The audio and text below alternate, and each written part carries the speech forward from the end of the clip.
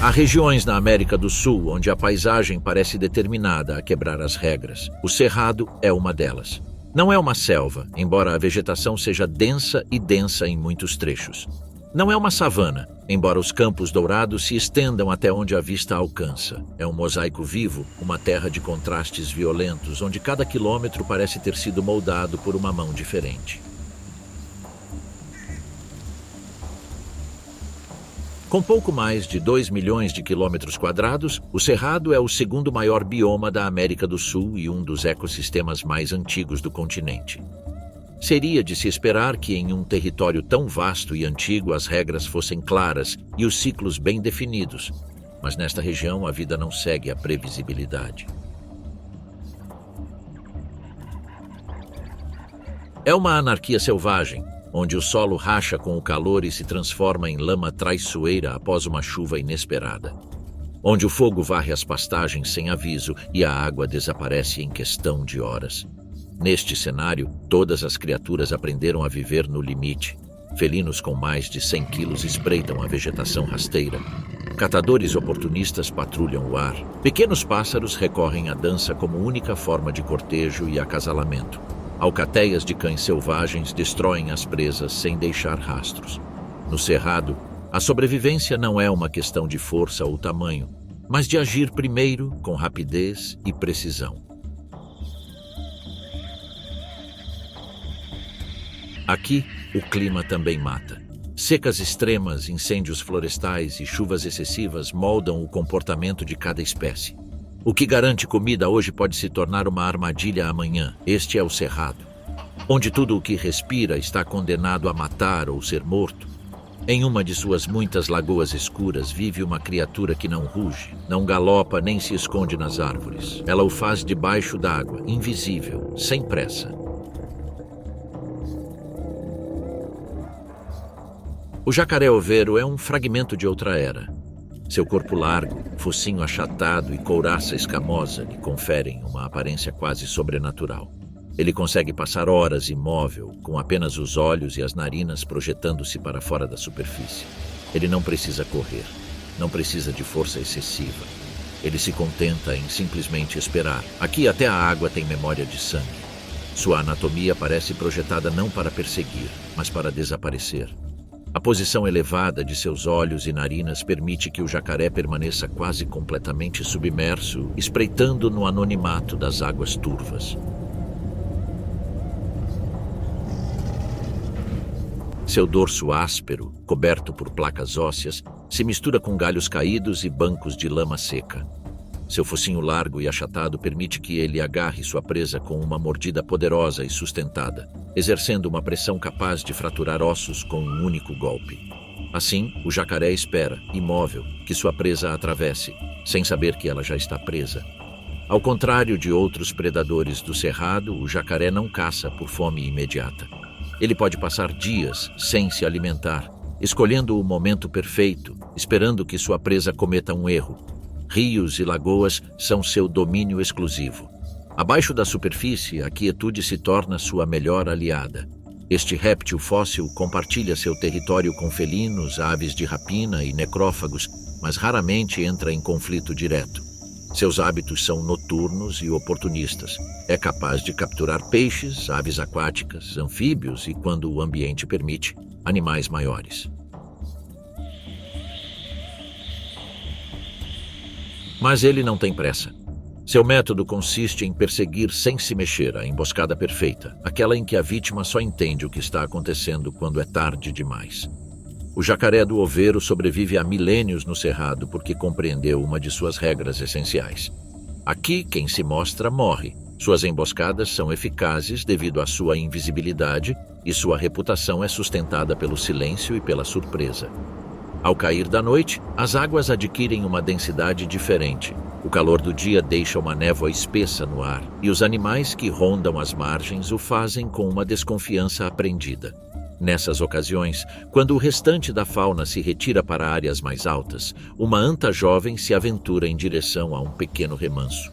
O calor é insuportável e as margens da água são os únicos lugares onde é possível matar a sede. A anta para. Ela fareja, escuta, sabe que a água é traiçoeira, mas a necessidade supera seu medo. As poças estão cheias de rastros, marcas antigas, marcas de garras na praia seca. A superfície permanece parada, sem nenhum sinal de perigo. Abaixo, o jacaré pintado aguarda. Está imóvel há horas, protegido pelas sombras da lama e das ervas daninhas submersas. Nada revela sua presença. A anta avança, cravando as patas na lama espessa, alheia à ameaça que se espreita a centímetros da superfície. Cada passo agita a água turva. Quando está perto o suficiente, o jacaré emerge com um ataque brutal. A mordida atinge o focinho da anta. O animal se debate, lutando desesperadamente, mas o peso e a pressão do jacaré o esmagam.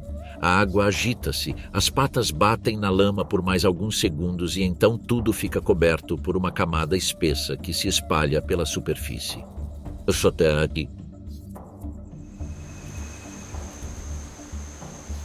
No cerrado, até a água caça. O que parece quietude é apenas uma máscara. E os predadores mais antigos, aqueles que sobreviveram ao tempo e à transformação da paisagem, não precisam correr para vencer. O jacaré nem sempre espera por presas grandes. Este réptil encontra oportunidades mais frequentes nas margens de lagoas. Uma garça jovem caminha pela costa, confiante na ausência de felinos e outros predadores terrestres. Ela se aventura em águas rasas, vasculhando raízes e lama fofa em busca de pequenos peixes e larvas. Mas nesta paisagem, o perigo nunca vem de apenas uma direção. Sem notar qualquer sinal de ameaça visível, a garça estende o pescoço pela superfície. A vegetação rasteira não se move. Não há galhos quebrados nem sombras perturbadoras. É lá, quando tudo parece calmo, que ela deve olhar. Debaixo d'água, o jacaré aguarda.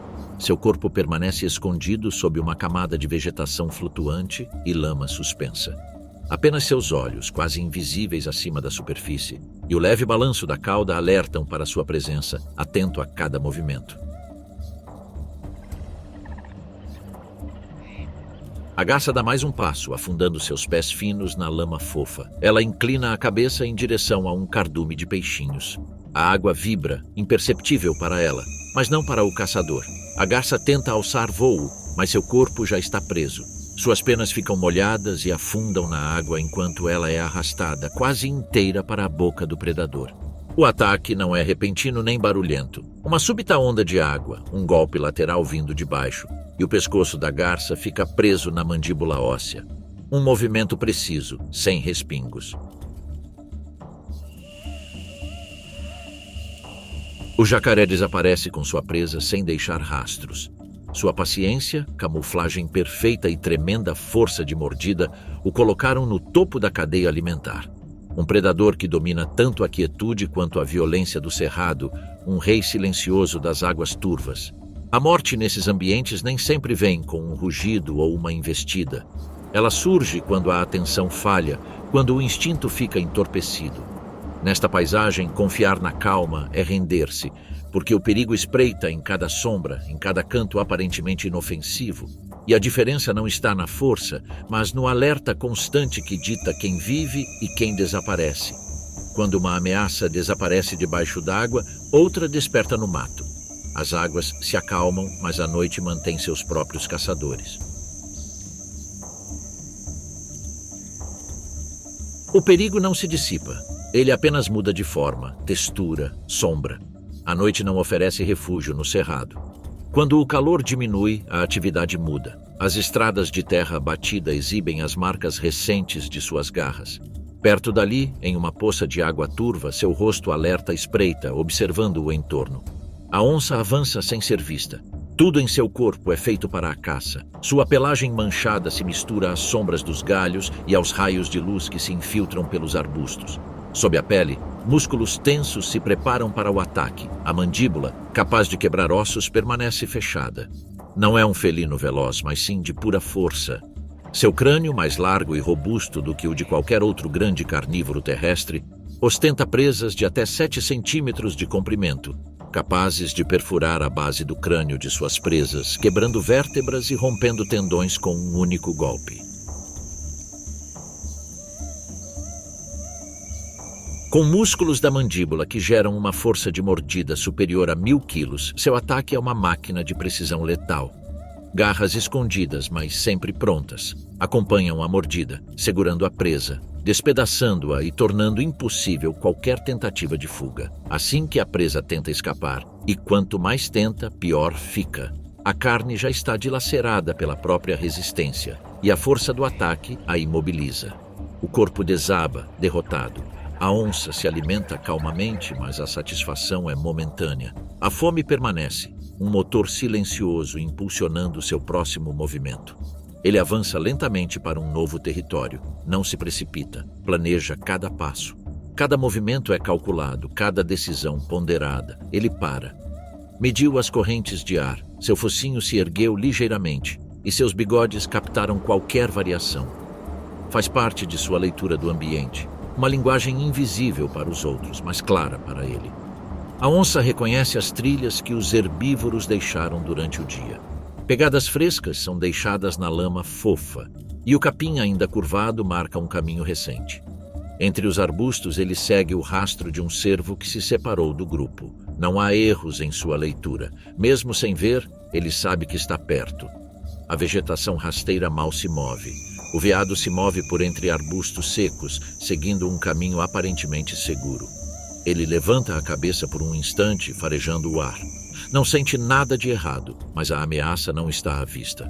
A onça escolheu sua posição. Esconde-se atrás de um tronco caído, onde as sombras dos galhos espalhados quebram sua silhueta. Ela ainda não avançou. Espera. O terreno está do lado deles. Mais à frente, uma passagem estreita entre as rochas obriga qualquer animal a atravessar naquele ponto. É lá que as coisas acontecem. A onça conhece esse lugar. Ela já o usou antes. Cada metro que o veado percorre reduz a distância. O felino não precisa correr, ele simplesmente espera que sua presa cruze a linha invisível, onde sua vantagem se torna absoluta. Um último olhar. A onça flexiona as patas, preparando-se. O ar se move, a tensão aumenta em um instante. O primeiro salto não tem a intenção de matar. Ele busca fechar a brecha, minar a resistência. A presa tenta escapar, mas as garras cravam-se em seus flancos. A mordida não visa o pescoço, mas o crânio. Um golpe forte que interrompe todo o movimento. O corpo desaba sem lutar. Sem fazer barulho, ele arrasta o corpo pela vegetação rasteira. Ele não o abandona, ele não entrega nada. Porque em El Cerrado, o banquete de um pode se tornar a oportunidade de outro. Ele penetra profundamente na vegetação densa, onde nem o abutre nem a raposa conseguirão rastrear o cheiro. Neste bioma, a sobrevivência não pertence ao mais forte ou ao mais rápido. Pertence àqueles que sabem esperar, medir e desaparecer quando o ar fica denso. E ninguém entende essa lei melhor que a onça. No Cerrado, esse felino não é uma figura decorativa nem um símbolo ancestral.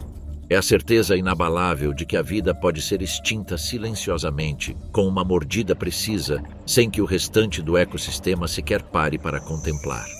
A atmosfera dessa paisagem seca, repleta de arbustos retorcidos, pastagens acidentadas e poços d'água elusivos, parece ter sido projetada para seu estilo de caça. Aqui, a onça encontra não apenas comida, mas um cenário perfeito para o que ela faz de melhor: desaparecer e atacar sem aviso. Ao contrário de outros grandes felinos, a onça pintada é uma caçadora paciente. Ela identifica suas presas pelo cheiro, pelo ritmo do vento e por rastros recentes na terra fofa. Você não precisa ver para saber o que está por perto. O cerrado ensina a ler sinais que outros considerariam insignificantes: um galho quebrado, uma pequena diferença na umidade do solo, uma pegada de anta com as bordas ainda intactas. Mas nem tudo é deles. A onça pintada compartilha essas terras com outros caçadores: raposas, caracais, jaguatiricas e o lobo-guará de pernas longas. Embora nenhuma delas represente uma ameaça direta, a onça conhece seus caminhos. Ela evita cruzar caminhos desnecessariamente. Só o homem, com suas armas e sua teimosia, ousou desafiá-la. E, no entanto, a onça se adapta. Ela muda suas rotas, altera seus territórios de caça e espera onde antes caçava, à vista de todos. Ele sabe nadar, e não só sabe como gosta. Ao contrário de outros felinos, seu corpo denso e musculoso encontra na água uma aliada. Ele atravessa rios, explora remansos e persegue presas semi-aquáticas com a mesma habilidade que demonstra nos arbustos baixos. Nessas águas mornas, seu corpo é perfeitamente adaptado à furtividade e à emboscada. Sua mordida mantém a mesma força, sua visão se ajusta ao reflexo ondulante e sua paciência permanece intacta. Em terra ou na água, seu instinto opera sob uma única premissa: haja quando for o momento certo. Ele não é um caçador com horário fixo. Prefere as sombras, onde suas manchas se misturam às sombras do cerrado. Mas ataca quando a oportunidade se apresenta, ao amanhecer na última luz da tarde, ou a qualquer momento em que o descuido de uma presa abre a porta. Porque neste lugar, as regras não são escritas, elas são sentidas. Mas nem tudo nesta terra segue o ritmo da caça. Quando uma fêmea entra no cio, mudanças sutis se revelam além do visível. O ar está carregado de sinais químicos que o macho percebe sem margem de erro. Impulsos primitivos que ele não consegue reprimir, um chamado interno que o arrasta atrás do cheiro com determinação obsessiva. Durante dias, o macho marca sua presença.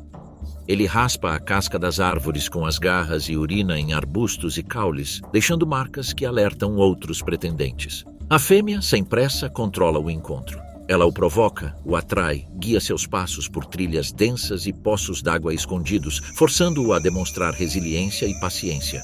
Por horas, às vezes dias, seus rastros se cruzam e se confundem em uma perseguição que não admite testemunhas.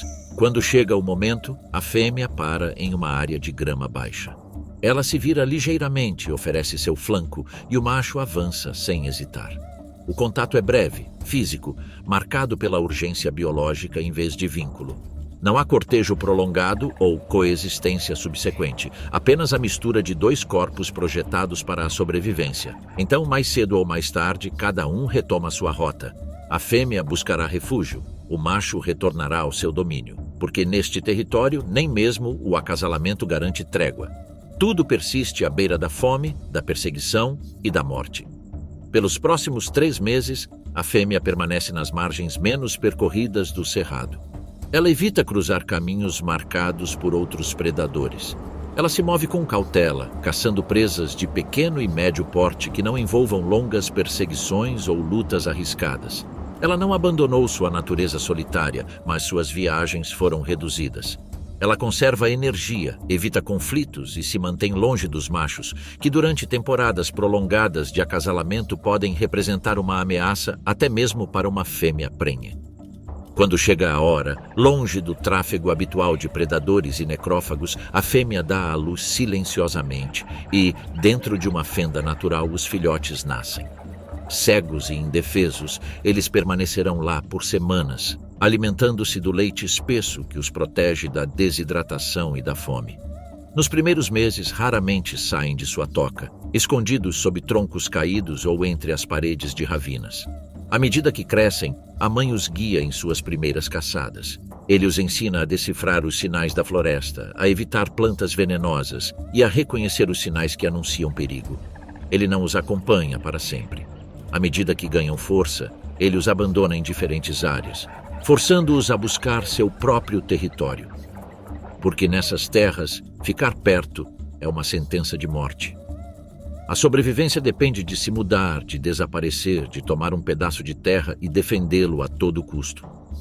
As onças não formam matilhas, seu instinto é solitário. O contato com outros indivíduos se limita a lutas territoriais, acasalamento ou disputas por presas cobiçadas. Cada encontro é uma negociação que pode ser resolvida em grunhidos baixos ou lutas brutais, onde mandíbulas e garras definem quem permanece e quem desaparece. Mas há um ritual que ninguém renuncia, o de regar. Às margens dos rios, a onça bebe e espreita. Porque nessas terras, onde a água é escassa, tudo o que respira acaba cedo ou tarde nas margens.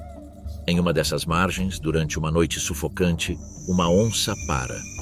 A água reflete um céu imóvel e sem estrelas. Na superfície, apenas um leve movimento, um rastro mínimo. Um jacaré nada lentamente, sem perceber que alguém o observa do galho baixo de uma árvore morta. O felino avalia a distância, salta e pousa na água. Os pássaros alçam voo, a água se agita e as formas dos corpos se movem sob a superfície. A água escorre sob seus pés. Vitoriosa, a onça emerge com o jacaré entre as presas. O réptil permanece rígido com as mandíbulas abertas. A mancha de sangue se dispersa lentamente. Sem olhar para trás, o felino adentra a vegetação rasteira densa, levando sua presa para um refúgio onde nem necrófagos nem oportunistas conseguirão roubar um único fragmento ou perturbar sua paz.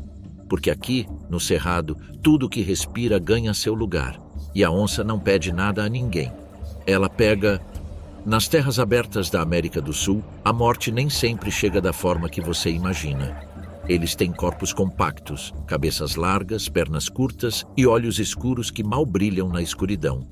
Criaturas que à primeira vista podem parecer inofensivas, mas aqui, nesta vasta paisagem, tudo pode enganar. E entre aqueles corpos pequenos e densos, nenhum demonstra violência com a consistência do cão de vinagre. Com sua pelagem avermelhada, focinho curto e corpo curto e robusto, sua aparência desarmante para os desavisados. Suas mandíbulas são projetadas para rasgar tendões, rasgar flancos e fraturar pequenos ossos em questão de segundos. O mais perigoso não é sua anatomia, mas seu modo de vida. Ele nunca age sozinho. E em um ecossistema onde a solidão costuma ser uma sentença de morte, o cão vinagre se tornou o açougueiro social do cerrado. Eles caçam em bandos compactos, organizados e unidos. Um grupo pequeno, mas coordenado com uma precisão que parece impossível para o seu tamanho. Eles não se dispersam, eles não gritam, eles não perseguem por muito tempo. Eles cercam, eles forçam, eles isolam, eles matam. Nessas matas densas e relíquias, a força coletiva é uma linguagem silenciosa, a estratégia que transforma o impossível em caça. Eles derrubam de tudo, desde cutias musculosas a filhotes de veados e até tatus gigantes, quando a oportunidade se apresenta. A matilha se comunica por meio de grunhidos baixos, gritos quase inaudíveis e movimentos do corpo. Eles se entendem sem se verem. Um animal impede a fuga da presa, outro a força a se esconder na vegetação rasteira densa e um terceiro aguarda silenciosamente o momento certo. Não há margem para erros. No cerrado, uma perseguição frustrada é uma oportunidade perdida que não pode ser recuperada. O calor é intenso, denso e opaco. A vegetação ressequida permanece imóvel sob o sol implacável. Entre arbustos baixos e arbustos empoeirados, a matilha avança silenciosamente. Desta vez, o alvo é uma cutia, um roedor ágil, musculoso e sempre alerta, mas confiante demais em seu domínio do terreno. Ele se move confiantemente pelas clareiras, completamente alheio a que está cercado. Um cão se esconde ao lado de um tronco de árvore caído. Outro vigia na direção oposta. O terceiro inicia o movimento. A cutia pressente algo tarde demais. Corre em direção a um espaço aberto, mas a primeira surge do mato como uma sombra baixa e compacta.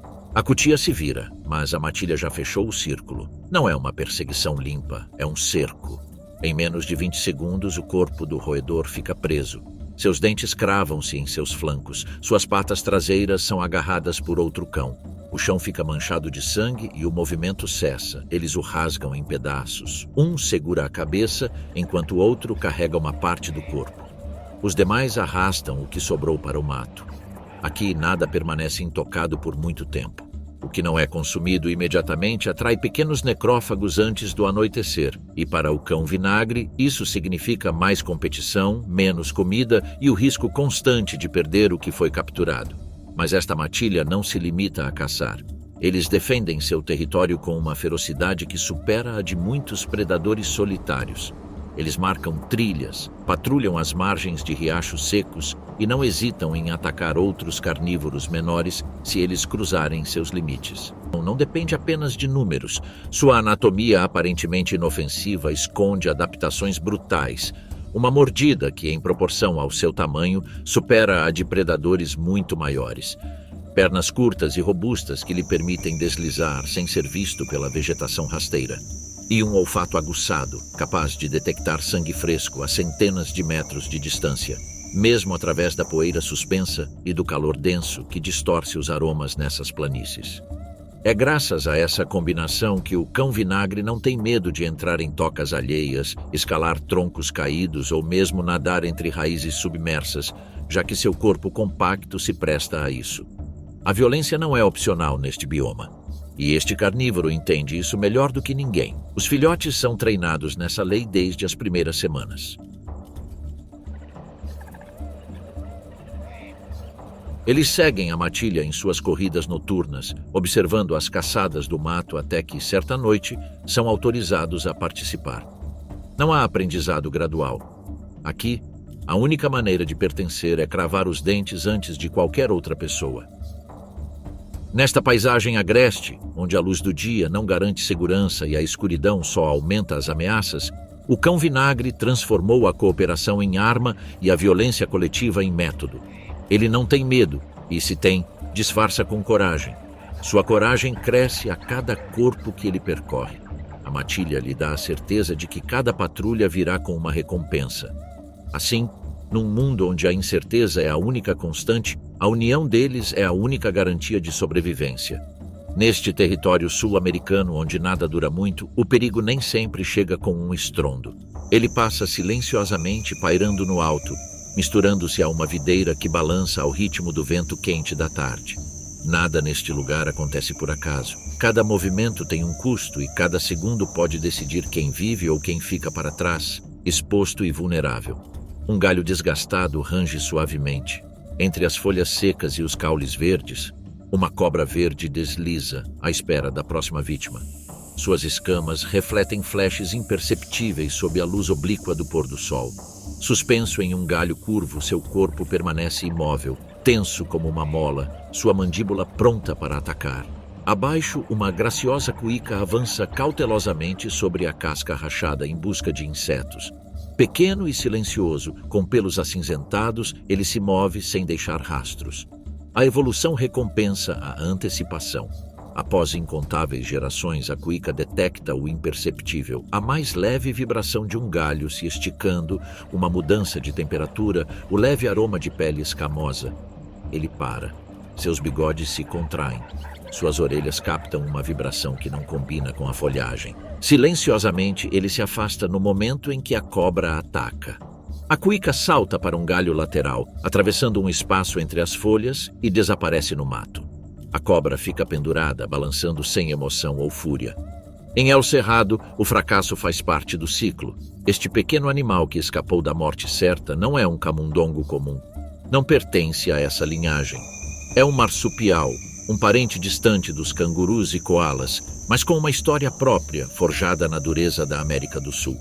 Enquanto os roedores dão à luz filhotes já formados, a arara dá à luz larvas minúsculas, sem pelos e sem forma, que completam seu desenvolvimento em uma bolsa ventral. Ali, protegidos do calor opressor e dos predadores sempre à espreita, eles permanecem até estarem fortes o suficiente para enfrentar os perigos do ambiente. O verdadeiro protagonista deste momento é este pequeno marsupial, uma criatura moldada pela necessidade de sobreviver a tudo. Seu corpo ágil e flexível pode deslizar por pequenos espaços, escalar rapidamente galhos quebrados e saltar distâncias impossíveis para seu tamanho. Seu olfato detecta feromônios de predadores e presas, e sua audição, aprimorada por séculos de perseguição noturna, percebe vibrações que outros animais mal registram. Alimenta-se de insetos, aracnídeos e frutos carnosos encontrados na vegetação rasteira. Geralmente, aproveita as primeiras e últimas horas do dia para se movimentar, quando os predadores diurnos já saíram de cena e os predadores noturnos ainda não dominaram o território.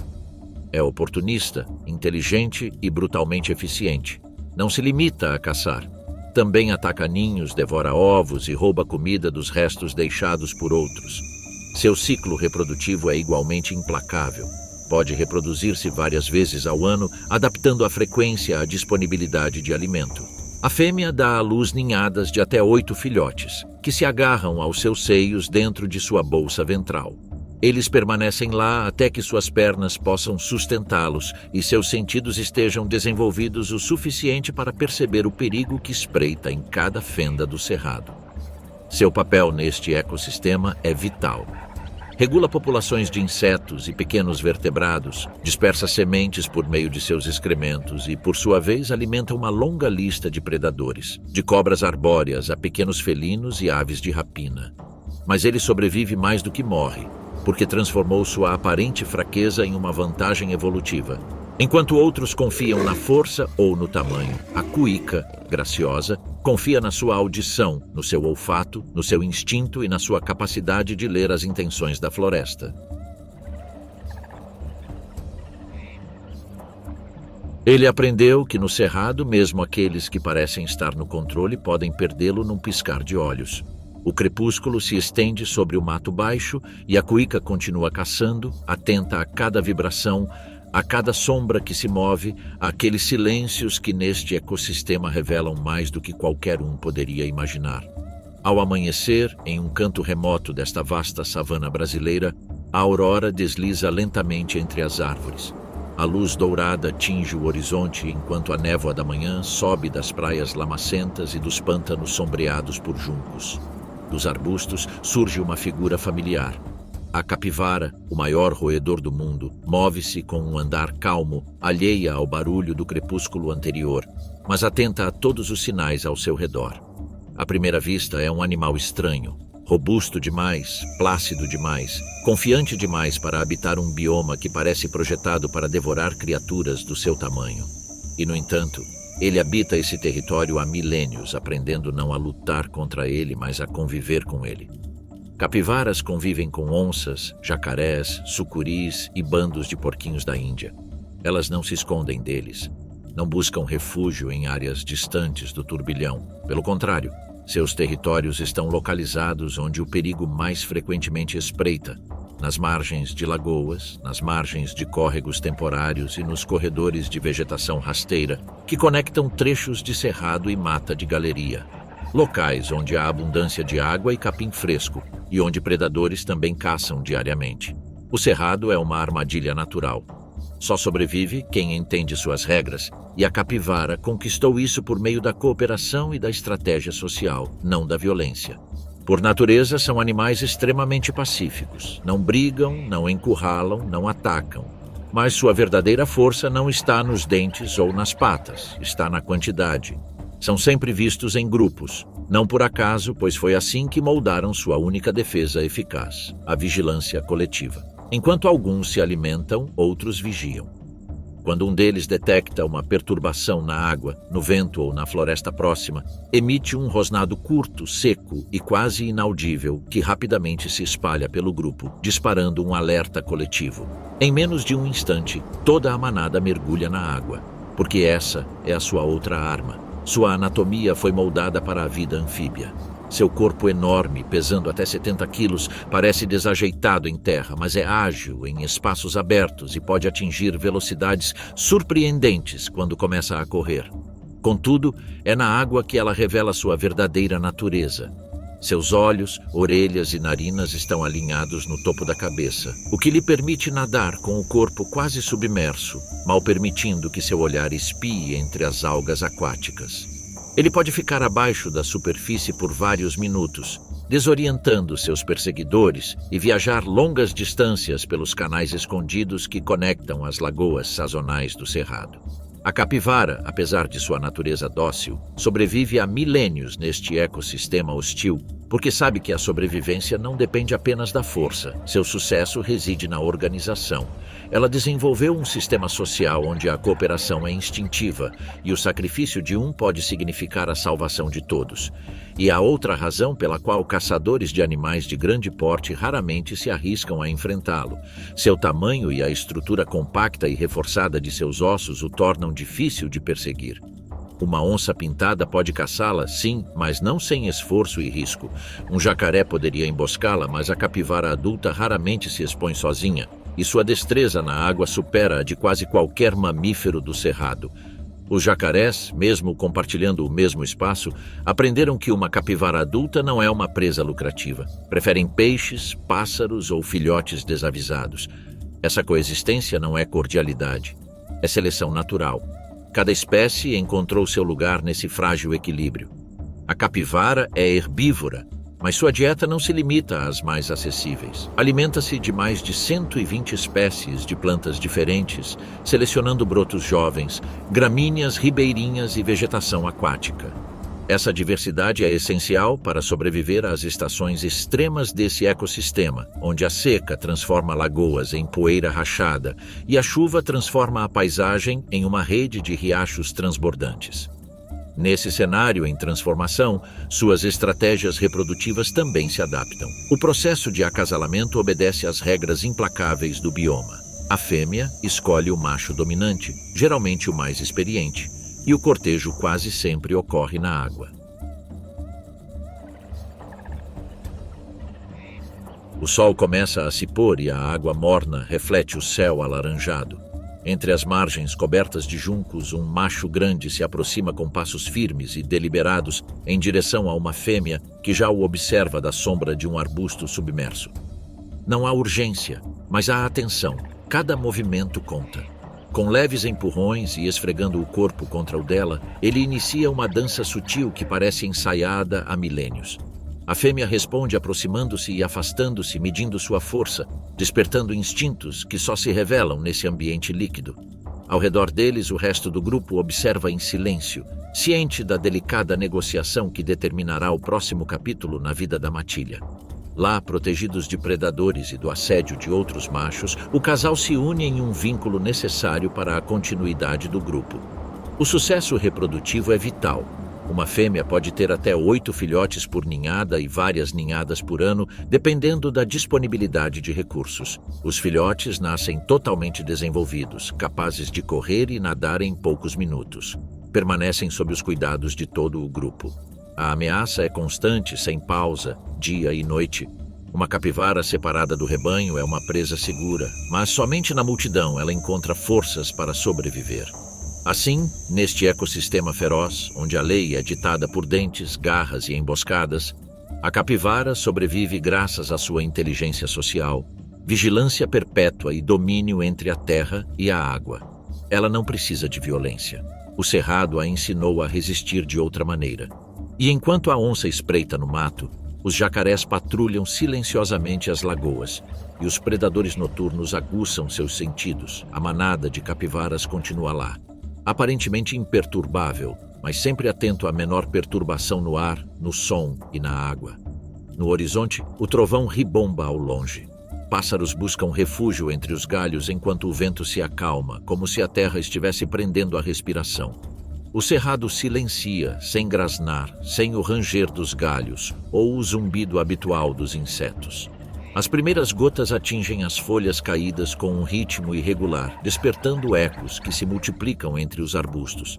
A chuva cai pesadamente, levando consigo a poeira seca, enchendo as poças e criando poças espelhadas no terreno irregular.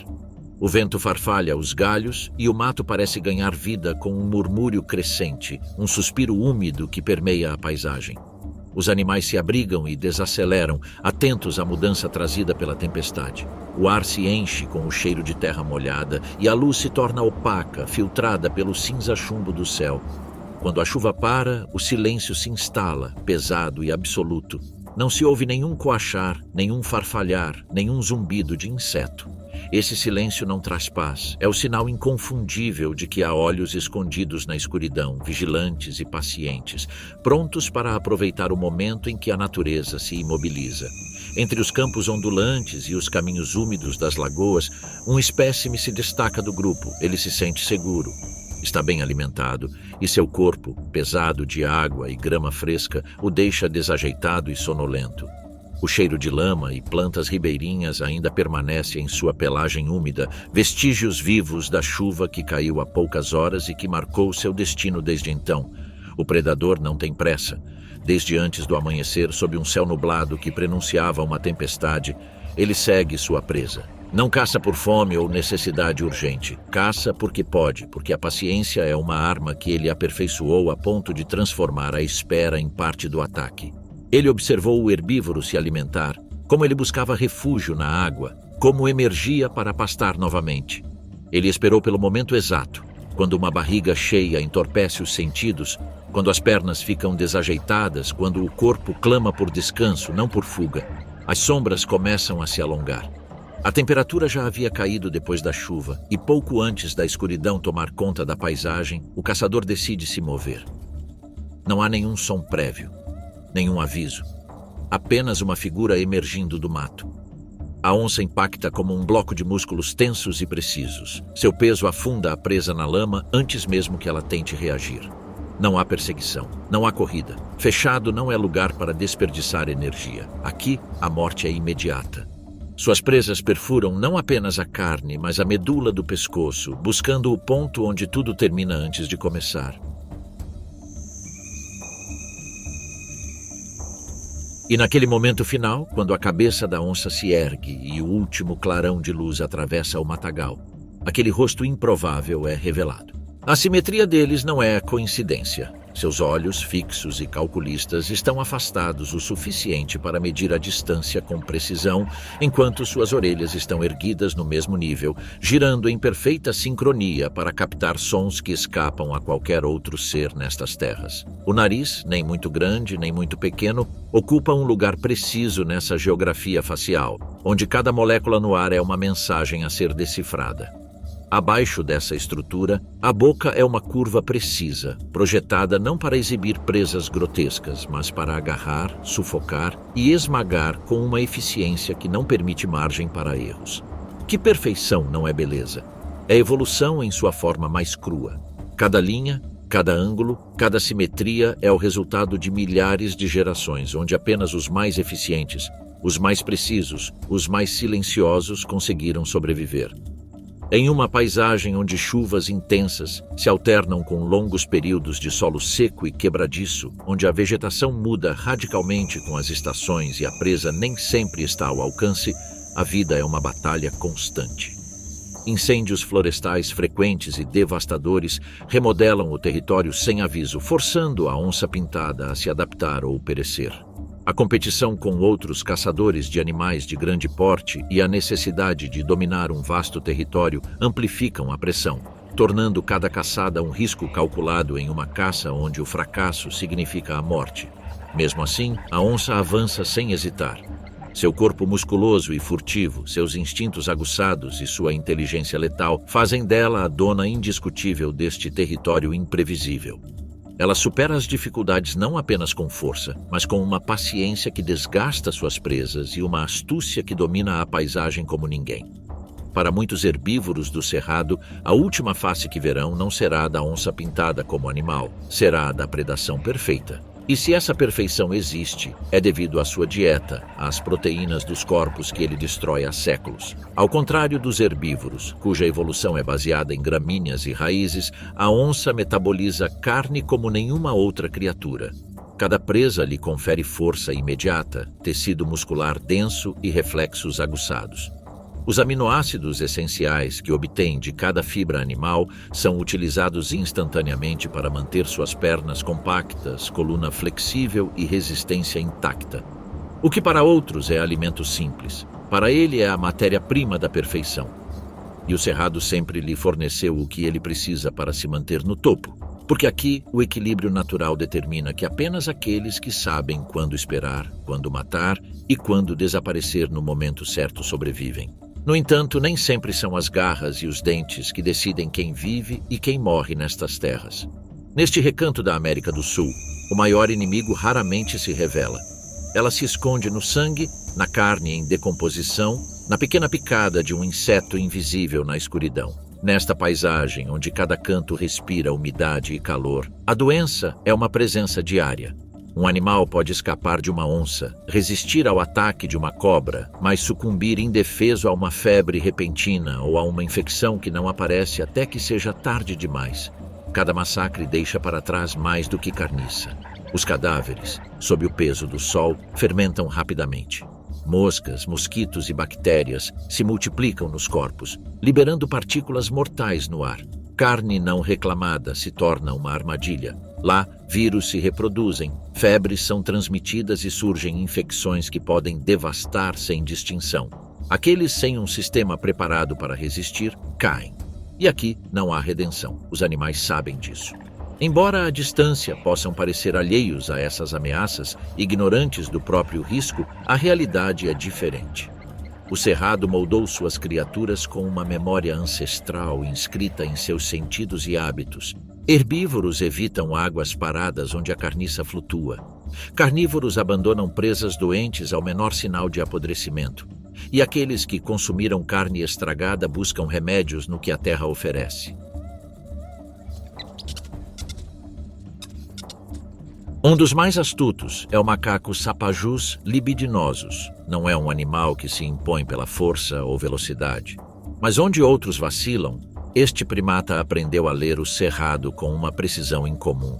Quando um membro do grupo adoece, o macaco recorre sem hesitar às folhas ásperas de certas plantas amargas, que mastiga sem engolir. A pasta vegetal reveste a língua e a garganta, causando náusea controlada que expele o conteúdo tóxico antes que ele possa devastar o corpo. E na maioria dos casos, este remédio é suficiente. O corpo elimina a substância e a febre desaparece em poucas horas. Outras vezes, ele desenterra raízes de sabor pungente, ricas em alcaloides que combatem bactérias intestinais sem consciência. Este remédio, repetido por gerações, mantém o clã a salvo das devastações que outros animais não conseguem evitar. Os coatis são vítimas de parasitas intestinais após se alimentarem de frutas fermentadas. Febre e fraqueza os consomem em poucas horas, deixando seus corpos entre a vegetação rasteira úmida, de onde os necrófagos rapidamente se aproveitam. Mas este pequeno primata não é o único a recorrer a remédios ancestrais. O solitário e paciente tamanduá, o tamanduá-bandeira, também conhece os recursos que a terra oferece. Após ingerir insetos em decomposição, ele procura bancos de argila específicos. Lá, lambe cuidadosamente o solo úmido, rico em minerais que neutralizam toxinas e revestem as paredes do estômago, impedindo que os venenos circulem livremente. Outros animais optam por devorar caules fibrosos, duros e de sabor amargo, o que causa uma rápida purgação intestinal. O veado vermelho mastiga certas ervas ao primeiro sinal de febre. Não por superstição instintiva, é um remédio preciso, incutido em sua espécie há séculos. No coração do cerrado, a inteligência não se mede apenas pela habilidade de caça ou domínio territorial. Sobreviver significa saber qual carniça evitar, quais áreas infectadas evitar e quais plantas procurar ao amanhecer para se proteger. Nenhum habitante dessas terras ignora os perigos invisíveis que espreitam, porque aqueles que o fazem não sobrevivem. Pode-se dizer que os animais não entendem as doenças, mas as evidências contradizem esse julgamento. Eles reconhecem os sintomas, antecipam os riscos e buscam soluções onde outros animais só veem ervas daninhas. Aqueles que perseveram são aqueles que fizeram da discrição uma virtude. Eles sabem quando avançar, quando recuar e como expurgar a sombra da morte de seus corpos. O cerrado se estende por milhões de hectares, um vasto mosaico que cobre quase 1/5 do território brasileiro. É um mar de gramíneas altas, arbustos e florestas dispersas, com formações savânicas únicas que abrigam uma biodiversidade extraordinária. Sua aparente calma esconde uma dinâmica constante, onde a vida se desenvolve em um equilíbrio que se mantém há milênios. No entanto, nos últimos tempos, a presença humana alterou esse ritmo. A derrubada em massa de árvores abre brechas na paisagem e trilhas cortadas na vegetação alteram a continuidade do habitat. Máquinas e tráfego geram novas vibrações e sons que se somam ao repertório natural. Apesar da vasta extensão, mesmo nos cantos mais remotos, os sinais dessa transformação são perceptíveis. Alguns animais buscam abrigos mais densos, adaptando suas rotinas para evitar os horários de pico de atividade humana. As dietas também se adaptam. É comum observar mudanças sutis na dieta, com espécies incorporando novos recursos ou modificando seus hábitos de forrageamento. A pressão para manter um espaço seguro gera vigilância constante, onde os sentidos são aguçados para detectar qualquer sinal de perturbação. A complexidade do cerrado reside não apenas em suas condições climáticas extremas, mas também na especialização de seus habitantes. Espécies especialistas, adaptadas a nichos muito específicos, enfrentam desafios maiores. O tamanduá-bandeira depende de cupinzeiros específicos e áreas amplas para se locomover. Quando o ambiente muda repentinamente, sua sobrevivência se torna mais difícil, e a precisão com que evoluiu para esse ecossistema pode se tornar sua maior vulnerabilidade. Nesse cenário, a evolução exerce seu poder. Os mais aptos triunfam. Aqueles que não conseguem se adaptar diminuem em número, chegando até mesmo à extinção local. É possível que a intervenção humana promova o domínio absoluto de certos predadores ou promova o desenvolvimento de novas espécies com adaptações surpreendentes que mudarão a face do cerrado nas próximas décadas. A plasticidade comportamental, mais do que força ou velocidade, torna-se uma ferramenta fundamental. Nesta terra de contrastes, onde a chuva e a seca ditam o ritmo da vida, os animais respondem a cada mudança com uma mistura de instinto e adaptação. Este espaço continua sendo um cenário onde a vida se reinventa a cada momento, com seus habitantes se adaptando a um ambiente que, embora modificado, mantém a essência de sua antiguidade. Não é apenas vastidão. É um território vivo e pulsante, moldado por sua fauna, moldando e ajustando cada movimento. Embora pressões externas tenham reduzido parte de seu tamanho, sua vastidão continua a abrigar cenas que escapam a qualquer previsão. Entre a grama seca e os arbustos espalhados, uma sombra avermelhada desliza com passos longos e medidos, cortando o ar com uma presença inesperada. Não é força ou velocidade que definem este caçador de campo aberto. O que realmente faz a diferença é a precisão para aproveitar cada oportunidade. O lobo-guará aprendeu a viver além dos padrões comuns de caça sul-americanos. Seu sucesso reside na astúcia, na paciência e em uma profunda adaptação a um mundo em constante mudança.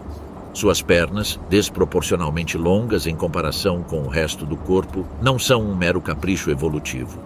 São uma ferramenta perfeita para atravessar os campos altos e a vegetação densa que dominam grande parte do cerrado.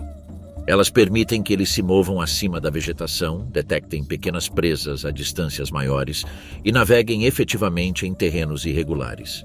Esse físico único é complementado por uma pelagem longa e áspera, cujo tom avermelhado não é indicado para fins de exibição. Não é um sinal de acasalamento nem um aviso. É uma adaptação aos tons secos e dourados da paisagem. Sob a luz quebrada das primeiras e últimas horas do dia, sua figura se dissolve entre os caules e arbustos. A discrição é sua maior vantagem, não caça em grupo, é um animal essencialmente solitário. As interações com outros de sua espécie são raras, limitando-se a breves encontros durante a época de acasalamento ou quando filhotes da mesma ninhada compartilham território antes de se tornarem independentes. A sobrevivência, se houver, é sustentada pela independência.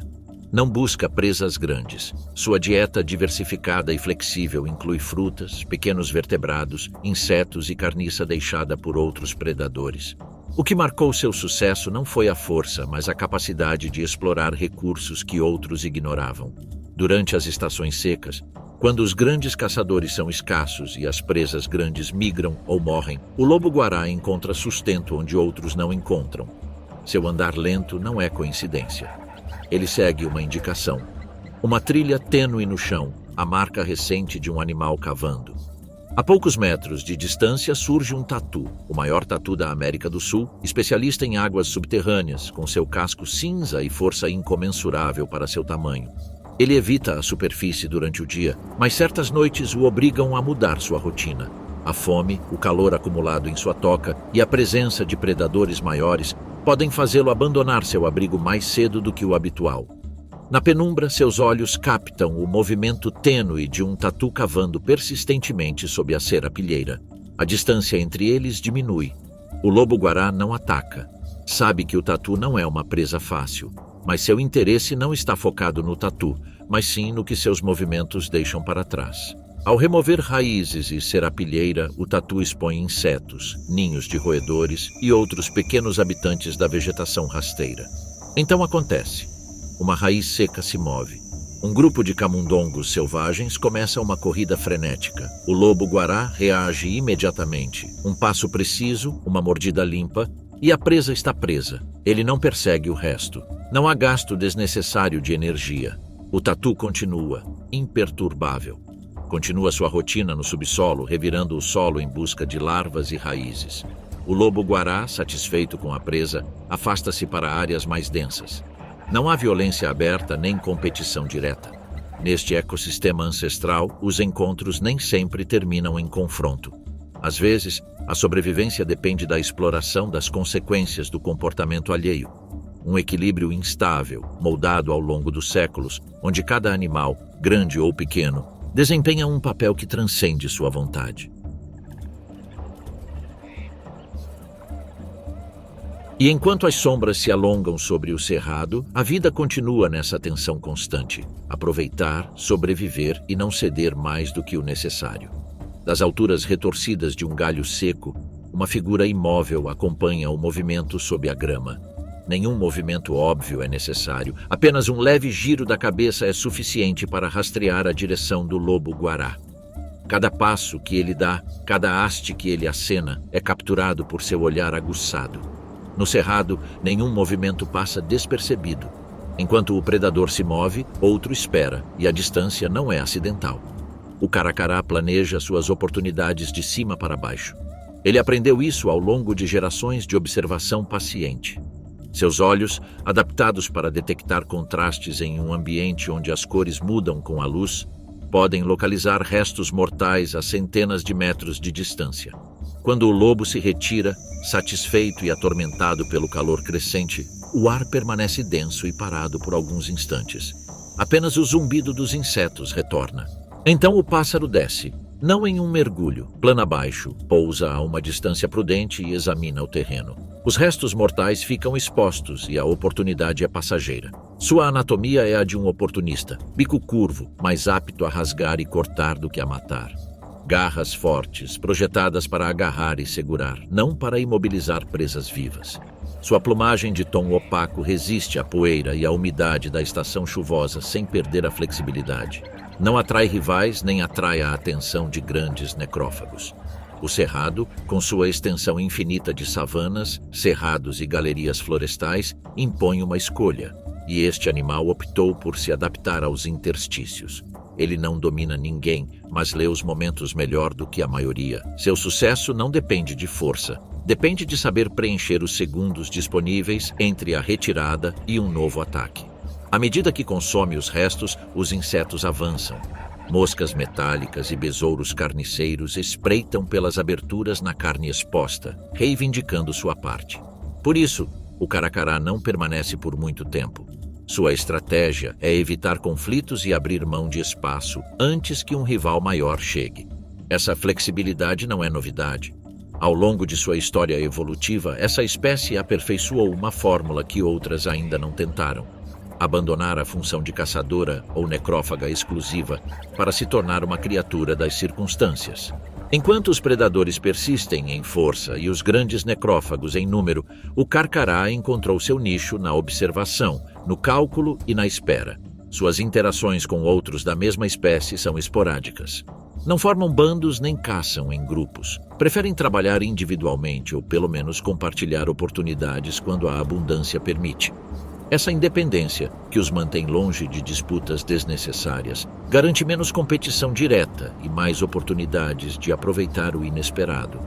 Porque o caracará entendeu que a sobrevivência nem sempre é ser o mais forte ou o mais rápido, e que se adaptar inteligentemente às circunstâncias mutáveis, aproveitando cada oportunidade sem desperdiçar energia em confrontos que não garantem o sucesso, é fundamental. Por isso, ele continua patrulhando com calma e decisão. Na quietude das planícies abertas do cerrado, onde a campina rala se estende entre pedras avermelhadas e dispersas, sua silhueta avança com passo firme. Prefere caminhar quando a situação exige, vasculhando o chão com a cabeça erguida e as penas do pescoço eriçadas. É um dos poucos necrófagos capaz de perseguir um animal ferido a pé ou explorar tocas escondidas sob arbustos secos. O comportamento do carcará muda completamente durante a época de reprodução. Durante esse período, seus territórios se tornam espaços de defesa ativa. Os sinais visuais e sonoros se intensificam. Voos rasantes, chamados insistentes e exibições de plumagem. Rituais de acasalamento, breves mas decisivos, marcam o vínculo entre o casal. O reconhecimento envolve posturas rígidas, um desdobramento lento e controlado das asas e um som gutural, seco e áspero, como se fosse trazido de uma era remota. Quando a união é confirmada, eles procuram ninhos abandonados de outras aves de rapina ou constroem plataformas simples na copa de arbustos resistentes. De lá, eles ficam de guarda, E se um predador se aproxima, o caracará não hesita em usar seu melhor recurso, seu andar rápido e ágil. Ele pode atrair a atenção do intruso, atraí-lo para longe do ninho a pé e então fugir no último momento. Essa estratégia, herdada de seus ancestrais pré-históricos, garantiu a sobrevivência de sua linhagem em uma paisagem implacável, onde a incerteza é implacável e a natureza pune sem aviso. Por quase um mês, o ovo protege o filhote, uma vida que cresce lenta e silenciosamente sob a casca. Ambos os pais se revezam na incubação, mantendo-o aquecido e vigilante a qualquer ameaça. Quando o filhote finalmente nasce, frágil e vulnerável, os pais intensificam os cuidados. Eles se revezam para alimentá-lo, mantendo-o escondido sob as penas secas do ninho, exposto a perigos constantes.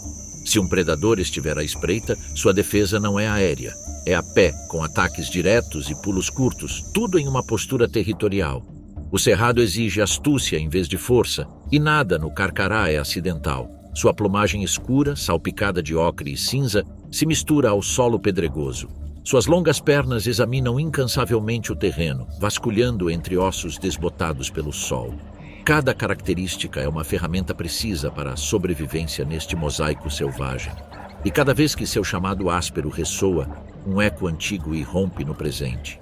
Mais do que uma ave de rapina, é um fragmento ancestral do cerrado, uma criatura que ainda guarda em seu corpo e comportamento os reflexos de uma época em que predadores alados dividiam a terra com gigantes, enquanto o solo do cerrado testemunha sua rotina de perseguições, fugas e encontros letais. Nas copas mais baixas e nas clareiras, onde a luz mal passa pelos galhos, outro espetáculo acontece. Não deixa vestígios de sangue ou vestígios na terra, mas decide o destino das gerações futuras. Os tangarás do cerrado, pequenas aves de plumagem compacta e brilhante, fizeram da dança sua linguagem essencial. Aqui, nessas clareiras de não mais de meio metro de diâmetro, machos adultos preparam o palco para sua cerimônia. Eles removem galhos secos, separam folhas e limpam quaisquer obstáculos que interfiram na apresentação. Cada metro quadrado de piso vira uma pista. Antes do momento decisivo, há um tempo para praticar. Machos jovens se reúnem entre os galhos próximos. Eles saltam, giram e batem as asas, produzindo estalos breves e secos. Eles ensaiam sequências de saltos medidos, observam veteranos e memorizam as coreografias que um dia terão que executar com perfeição absoluta. Neste canto do cerrado, cada erro fica registrado no silêncio da selva, não havendo espaço para repetição ou esquecimento. O macho dominante, aquele que sobreviveu à estação anterior e conhece cada galho, cada clareira, limpa seu espaço com precisão obsessiva. A superfície limpa deve refletir a luz nos momentos certos e evitar obstáculos que interfiram em seus movimentos e sons. Ele não limpa apenas a vegetação, escolhe clareiras onde a luz e a sombra facilitam sua exibição, adaptando-se às condições do entorno. Quando está pronto, ele emite seu canto curto e profundo, um chamado rouco que a fêmea consegue reconhecer à distância. Ela não se aproxima por engano. Cada chamado tem um timbre característico, uma intensidade que revela a maturidade e o vigor do intérprete. A fêmea aparece sem aviso. Silenciosamente, empoleirada num galho baixo, ela observa. Ele não se aproxima imediatamente. Ele avalia. O macho começa. Ele salta, bate as asas com precisão, paira alguns centímetros e pousa exatamente onde queria. As asas produzem um som seco de clique, que marca o ritmo. A fêmea permanece atenta. O macho acelera, saltando entre os galhos sem tocar em uma folha. Sua plumagem cintila com lampejos fugazes. Sua crista eriçada, seus músculos tensos, tudo parece feito para aquele momento. O sucesso não se resume apenas à cor ou à precisão. Trata-se de manter a sequência, não errar as curvas, manter o ritmo exato e mensurar cada salto. Após vários ciclos, a fêmea responde com um leve giro no galho. O macho para, arrepia a crista e exibe as penas em um último gesto calculado. Então ele voa até ela, confirmando o cortejo. Além do ato imediato, esse ritual carrega um legado evolutivo complexo. As patas traseiras robustas e proporcionais ao corpo permitem saltos rápidos e precisos em curtas distâncias. A plumagem brilhante, longe de servir como camuflagem, responde a uma seleção sexual que priorizou a ostentação em detrimento da discrição. Fora desses encontros e leques, o tangará leva uma vida solitária, defendendo pequenos territórios que são essenciais para sua sobrevivência. As clareiras onde essas cerimônias acontecem nunca ficam vazias por muito tempo. Uma termina, outra começa. Nessas terras ancestrais, os ciclos da vida continuam sem pausa ou descanso. Enquanto isso, em meio à vegetação rasteira, uma sombra permanece imóvel, com os sentidos alertas, absorvendo cada movimento ao seu redor. Longe da agitação, sua paciência parece eterna, como se o tempo fluísse de forma diferente ao seu redor. Sob as folhas secas, aquela figura sinuosa avança num ritmo medido, quase imperceptível. Não é uma criatura veloz, nem oferece segundas chances. Este antigo predador carrega em seu corpo a história da paisagem que percorre, a cascavel sul-americana. Seu corpo, de tom marrom manchado, se mistura com a cor da terra rachada e das folhas caídas. O chocalho, composto por um pequeno aglomerado de anéis córneos, emite aquele som reconhecível e fatal. Mas, desta vez, a cobra avança silenciosamente com uma lentidão que antecipa a certeza da morte. Caçador de emboscadas, sua cabeça triangular abriga os sensores térmicos mais precisos do cerrado. Ele detecta calor à distância, reconhecendo o pequeno tremor da presa mesmo sem vê-la. A cobra desliza silenciosamente, imóvel, pela vegetação rasteira, com a cabeça ligeiramente elevada. Seus poços termorreceptores, localizados entre os olhos e as narinas, detectam o calor de um pequeno mamífero que se aproxima desprevenido. Num instante, ela desfere um ataque rápido e preciso. Seu veneno é uma mistura cruel de neurotoxinas e hemotoxinas. Primeiro ele paralisa, depois destrói tecidos, interrompe os batimentos cardíacos e coagula o sangue em uma massa espessa e mortal. A presa não morre imediatamente. Ela desaparece lentamente, mergulhada numa confusão crescente e num terror que não consegue compreender.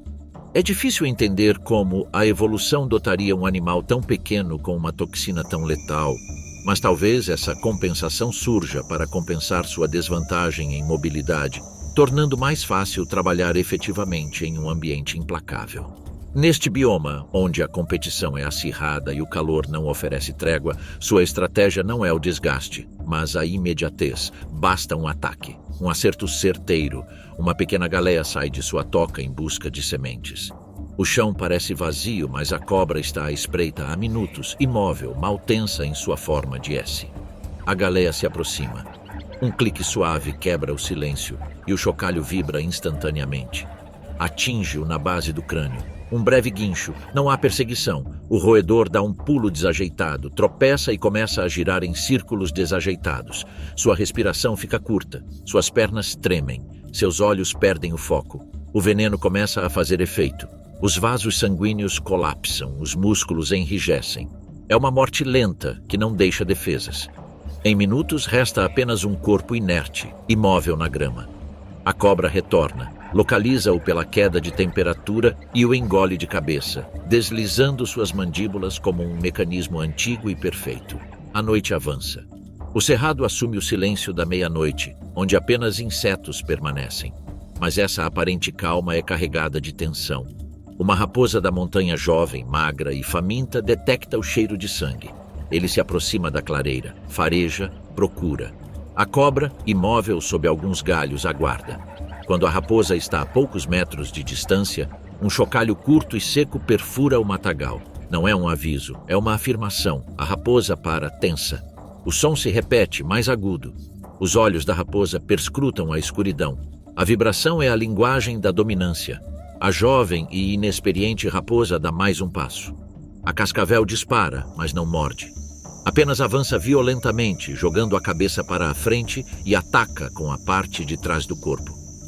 A raposa salta, assustada, e num reflexo primitivo foge sem olhar para trás. A cobra, ilesa, retoma sua posição. Neste bioma, o controle é exercido pela reputação. O simples eco do seu chocalho pode remodelar os movimentos de um predador maior. A cobra desliza uma última vez entre os galhos secos. Seu corpo desaparece na escuridão como se nunca tivesse estado ali. No mesmo solo onde dezenas de criaturas lutam, caçam e morrem diariamente, ela permanece. Ela não busca abundância. Ela não busca espetáculo. Ela é pura eficiência. No registro fóssil, criaturas como ela governaram a Terra muito antes dos grandes mamíferos reinarem. O sucesso deles reside na paciência, em não desperdiçar energia em excesso, em atacar somente quando não há margem para erros. É um predador imutável, cuja estratégia não precisou mudar em séculos para ser eficaz. No cerrado, a noite não é dos que correm mais rápido, nem dos que têm as melhores garras. Pertence àqueles que sabem esperar, àqueles que entendem que uma faísca de movimento pode decidir uma vida. E nesse equilíbrio implacável, a cascavel não tem rival. A luz retorna lentamente a esta vasta savana brasileira. Entre os resquícios de uma noite brutal e um amanhecer implacável, as formas da paisagem se refazem. O que parecia silêncio é, na verdade, uma tensão constante, porque aqui tudo o que respira é o caçador ou a caça. E, no entanto, a vida persiste. Por essas terras, jacarés espreitam em águas turvas, à espreita do menor erro. Onças armam emboscadas onde a vegetação se torna mais densa. Cobras, aves de rapina e felinos de médio porte aprimoram suas estratégias, adaptando seus corpos e comportamentos a um ambiente que recompensa a eficiência, não a força bruta. Mas não foram apenas os predadores que conseguiram triunfar. Nessas planícies e cerrados dispersos, os herbívoros conquistaram seu próprio sucesso. Capivaras, veados, tatus e inúmeros roedores não são vítimas passivas, mas sobreviventes ativos. Todos os dias, eles decifram os sinais do vento, da lama fresca, das pegadas deixadas por outros para permanecerem de pé por mais um dia. Eles transformaram sua fragilidade em um recurso. E em um bioma onde a morte espreita em todas as direções, a sobrevivência depende de saber quando se mover, quando parar e em qual canto da floresta esperar os caçadores partirem. O cerrado não é apenas uma planície aberta. É uma rede de florestas secas, campos densos, remanescentes de cerrado e cursos d'água que desaparecem sem aviso. Uma teia de armadilhas e refúgios, atalhos invisíveis e acordos não escritos entre espécies que compartilham trilhas de grama áspera, áreas de serrapilheira e corredores naturais entre arbustos retorcidos. A verdadeira grandeza deste bioma não reside em seu tamanho ou em sua vegetação. Está na capacidade incessante de cada ser vivo que o habita de modificar seu comportamento, seu corpo e seu destino, respondendo às regras cruéis de um mundo que não concede trégua. Cada animal que sobrevive mais um dia sob este céu aberto marca uma pequena vitória na profunda história da vida selvagem sul-americana. Quando a próxima noite cair, outros corpos ocuparão os mesmos caminhos e o perigo emergirá novamente das sombras.